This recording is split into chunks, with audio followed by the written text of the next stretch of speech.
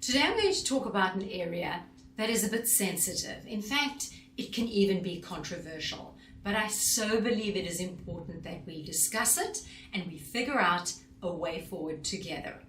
The area I'm talking about is accents, with a particular look at accent reduction or accent elimination.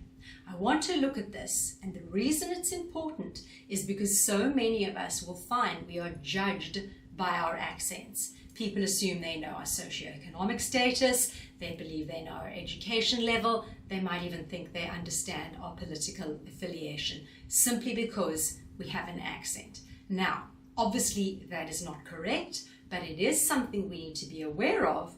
So let's look at this together and figure out the best way we can move forward when we have an accent. All eyes on me. Hi, I'm Jane and welcome back to the channel. Before we start, if you could like, subscribe and comment, that would be wonderful. This whole area of accent reduction, is this something we should even do something about?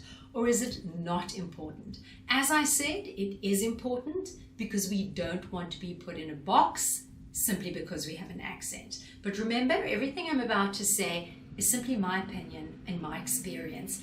Every single person who has an accent will have their approach to it. Now, as always, I want to explain what an accent is. There is no universally accepted correct accent. There is no perfect accent. There is no right accents. Yes, some people's accents, when they speak English, sound more charming. They're nicer to listen to, but it doesn't make them correct, and the other accents wrong. That doesn't exist. Also remember, an accent is simply when you end up living somewhere that wasn't where you were born or spent your formative years growing up. Because where we spend our formative years, less than 18, below the age of 20, round about there, that tends to be the accent we will carry through our lives. The older you are, when you leave your home country or you leave your town or region, then you'll stick with your accent a lot longer. But all these things indicate that these are areas that people all over the world experience, even in the same country. You get regions of countries where the people in the north sound different to the people in the south. People in this town sound different to people in this town. That's all that there is, an accent. And it's not one perfect accent. I wanted to get out the way. Now, let's get on to what my personal opinion is. My personal opinion is that no, we shouldn't be trying to kick out our accents. I believe they make us memorable. They make us unique. They set us apart. They're a reflection of our heritage, of our formative years. And for many of us, that's very important to us. And we are proud of where we spent our formative years. Maybe you had two parents who spoke different languages, and your accent, when you come to learn English, is an amalgamation of those. That's what makes us human. That's, I believe, also makes us memorable. So we're not going to get rid of our accents, but what are we going to do about them? Let's move forward. The most important thing is your accent a problem?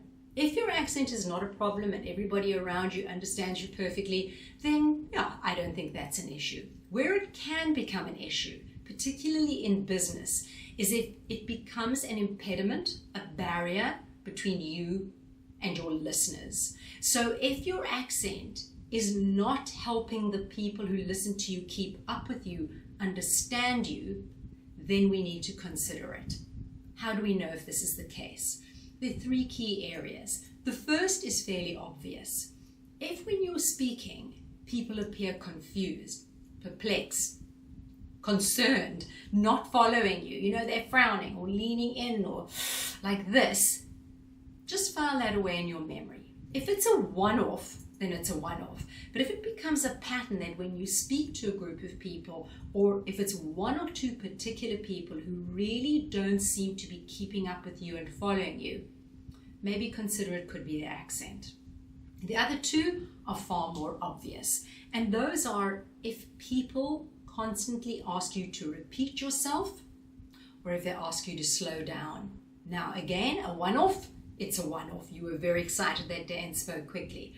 But if you get into a pattern where over and over again on virtual calls with a certain person in a particular group, one person, several people are saying, could you say that again? Could you repeat yourself? Or please slow down. Or say that a bit slower. That's a red flag. And that potentially is your accent that's creating this disconnect where they're struggling to keep up with you. Now, the good news is, very good news, we can change this. We can modify this and change this. Why? Because accents aren't only one thing. It's not that you came somewhere that spoke English with this accent and now you came to this country, they still spoke English, but with that accent. It is not this, I grew up in this country that spoke a completely different language, then I moved to an English-speaking country, now I'm learning English and I'm adding my accent in. It's not just that one element. It's three core elements, and we talk about this all the time on the channel. The three we need to look at is your pacing, your volume, and your vocal variety. And all of these are within your ability to control. So just like certain cultures around the world, might not be English, speak at a very fast pace, there's other cultures who speak slower. Some cultures have great vocal variety. They're very passionate and excitable, and their range of the voice goes up and down. Whereas other countries, the country you might be in, maybe has a lower range of vocal variety. Some cultures have beautiful projection. They're able to speak at volume and loudly without sounding angry. You get other cultures where their default setting is much quieter. The volume has been drawn down. So look around where you are, and these are the elements that you're going to modify. So I repeat again, no, we are not going to get rid of our accents, but we're going to have the self-awareness where we're going to modify our accents using all these elements to make us more effective communicators. And that's simply it. We modify so that people are able to understand us way better, and therefore the two-way street of communication is elevated. We can look at all these elements. It's within our control to change the elements without losing our essential accent. Now, how are we going to go about doing this? The first thing I recommend people do is look in the environment in which your accent differs from those around you. So you might be in a workplace where people sound like the general population, but you don't. Look around with the people you spend time with. Maybe it's a mentor, a boss, a colleague, a partner, and see how they communicate. Pay attention to those elements. How quickly do they speak?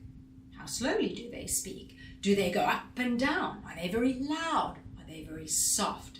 Pay attention and be intentional about this. You need to be a super active listener to really pay attention to all those minute details. And you can link here to learn more about active listening. That will inform it so much more of what you can do to modify your actual accent to make it more understandable to those around you. The second element is something I had to work on, and that is be aware of the vocabulary, the words that people use in the area that you're in. Let me explain this. You can even get region by region within the same country where people use two different nouns to describe the same thing. In the US, people eat like a long sandwich, called a submarine, a sub here in the north. In the south, it's called a hoagie, right? So pay attention to those words. When I moved to the US, I had to give up saying biscuit and say cookie. I had to give up saying petrol, and I had to learn to say gas. It feels fake in the beginning, but it will speed up the level of communication between you and your listeners, because they're not going, wait, what did he say? What did she say?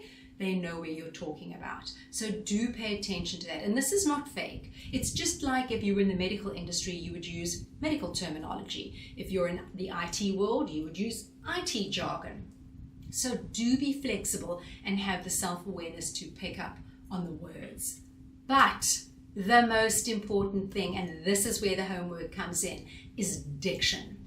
The way you can tidy up and calm down the accent, modify the accent, is by making sure your diction is really clear. And I call this tightening up the language. And that is when you practice pronouncing each word on its own, from the very first letter to the very last sound.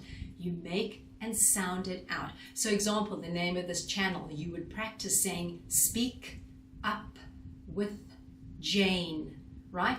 It does sound exaggerated, it does sound fake. We're not going to speak like that in real life.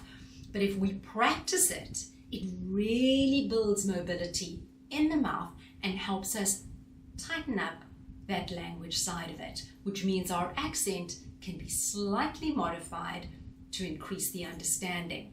So homework, grab a passage, a book, anything you've got around the house, and read 2 or 3 sentences aloud. You only need to do 2 or 3. Do it for about a minute each night and focus on pronouncing every word separately and clearly. So particularly consonants at the end of words, and, speak.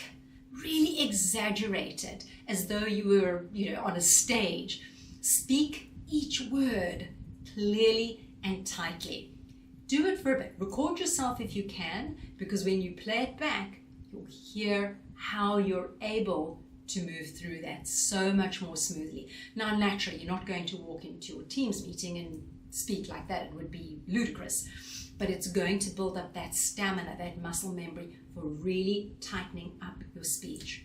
The second thing that you can do is tongue twisters. And I know those sound like children's games, but they work beautifully. So tongue twisters are where you're trying to say very similar words and enunciate each word so you don't trip over it. It can be along the lines of, she sells seashells on the seashore, right? You can look them up. There are a million of them online, and practice running through those. You can do them in the shower, you can do them while you're cooking dinner, you can do them while you're driving the car, anywhere that you don't need a great degree of concentration yourself and on the task, and you can speak out loud. Running through those again will help loosen up the jaw, tighten up the lip, the teeth, the tongue, make everything work beautifully together. So your enunciation, your diction is tight and clear. That'll go a long way to help. So the bottom line is, I don't think you should get rid of your accent, but I do think consider elements to modify it. I guarantee this works. Thank you for your time. Please comment, tell me the areas you would like me to focus on, and I'll see you back next week. All eyes on me, I shine with everything